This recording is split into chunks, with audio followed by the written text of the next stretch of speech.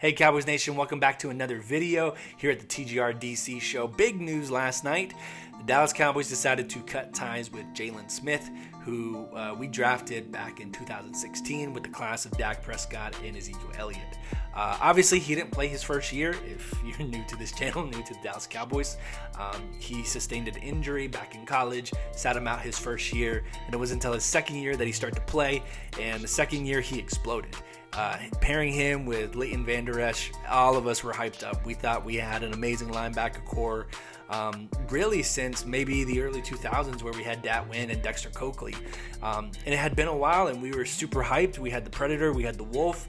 That's what we called them. It was a big thing. And ever since then, we just haven't seen the same particular production that we were normally seeing from Jaylon Smith. Me personally, I'm a huge fan of him. I love Jaylon Smith. I love what he stands for the game. I love him as a person. Follow him on Instagram. I loved his play coming out. I mean, I think my favorite play and everyone's favorite play was probably Jaylon Smith chasing down Deshaun Watson Sunday Night Football against the Texans for a goal line stand. He was just a great player, and you loved the way that he played the game. But as a fan, I can also admit the fact that his production was not there. Now, I can argue that, last year, I think we saw a lack of production. And I think this is where it gets a little bit blurry because I think some fans will argue he was terrible last year, on and on. But I thought he did somewhat of a good job, as good of a job as he could with a very confusing defense that he had with Mike Nolan, because there was a lot of issues with that defense, and it did not start with Jaylon Smith. Let's be honest. It did not start with Jaylon Smith. And last year he led the tackles. He led the NFL. Well, he didn't lead the NFL. He was second in tackles in the NFL. So I don't think you can necessarily say that he's a bad football player. He's not a bad football player. But I think with the new coach, Mike McCarthy, I think that's a huge part that comes into it where Jaylon Smith is a Jason Garrett guy. He was drafted by Jason Garrett. And Mike McCarthy and Dan Quinn, apparently they have a vision for this team that does not include Jaylon Smith. And throughout the beginning of the season, the offseason, we saw a lot of moves for that particular part of the defense. We saw Keanu Neal, obviously the drafting of Micah Parsons and Jabril Cox. It just kind of seemed we were heading this direction. And I think this is kind of the main point of the video is I think Cowboys knew that this was going to be inevitable, but the timing of it all is a huge head scratcher. And I think that's what really got me last night. It's like, okay, I understand moving on from Jaylon Smith, but after a big win against Carolina, going 3-0, winning against an undefeated team, see, I'm all about chemistry. Obviously, we got something gelling on defense. And here's the thing, Jaylon Smith isn't a pivotal part of that defense in the way that he plays, but he has a part in this team as a vocal leader, and he has been for quite some time. And so my only concern when this news broke is, what does this do to a team that obviously has some good chemistry going on? I mean, Trayvon Diggs touched on it a little bit after the game, saying we're building something special here. Now, is that something special built because of Dan Quinn, and does that not include Jaylon Smith? I think the obvious answer to that is yes, because a football team is more than just one player. And so I think we're going to be okay. I don't think this is going to be as devastating as it is for some Cowboy fans. And I'll tell you why it's devastating is we love our players. Specifically, and I'll tell you why, we haven't had any championships in the past 25 years. And so when we have a good player that we believe deserves more, they won our hearts. I mean, Jaylon Smith has a terrific story. Obviously fighting his way back, getting a good contract. A lot of people felt really good believing that Jaylon Smith was going to be our middle linebacker. And so a lot of people grew to love him, so that when his decline happened, it was disappointing to a lot of people, and people may have just taken that personally. We're talking about the Dallas Cowboys fan base.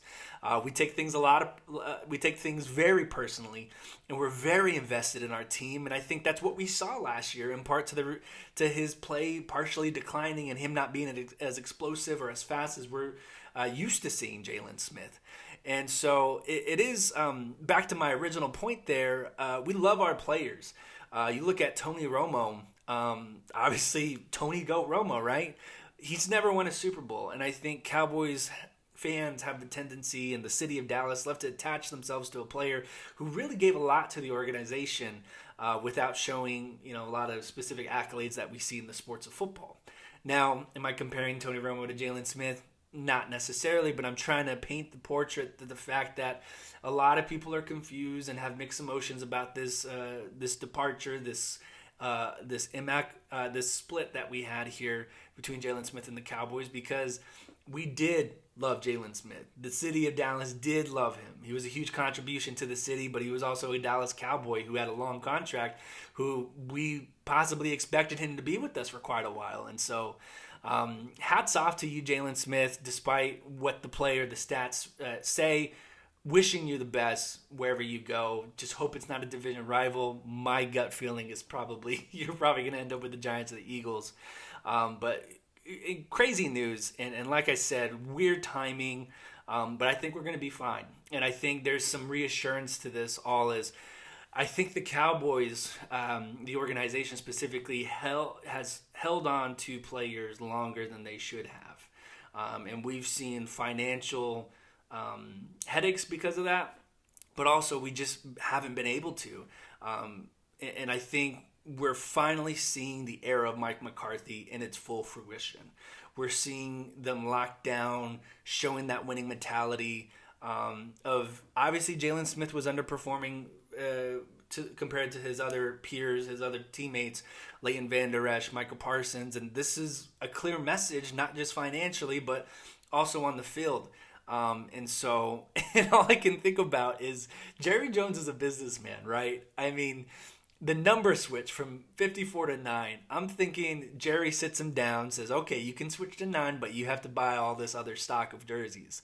At that point, Jaylon's not popular as he once was with the Dallas Cowboys fan base. So maybe his jerseys aren't selling as much. Those jerseys are sold out now because why? Jaylon bought them for the pro shop. Also, he bought them from the online store. And he only gets to wear the number 4. He only gets to wear the number 9 for 4 games. Meanwhile, Jerry got rid of a lot of stock of a lot of 54 jerseys. So Jerry's a businessman, and he thinks 2 steps forward, 2 steps back. And maybe he has a master plan with all of this releasing. Maybe he's making room, maybe he's not, maybe he's thinking about the future. Maybe this is a move that will clear space for Michael Gallup or Dalton Schultz. Who knows who we're resigning next year. And also I'll touch on this a little bit. A lot of people said, hey, let's go get Stephon Gilmore.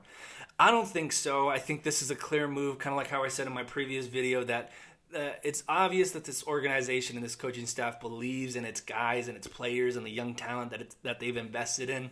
When DeMarcus Lawrence went down, we were all shouting for someone to sign in the free agency. First off, Jerry doesn't make splashes like that in free agency anymore.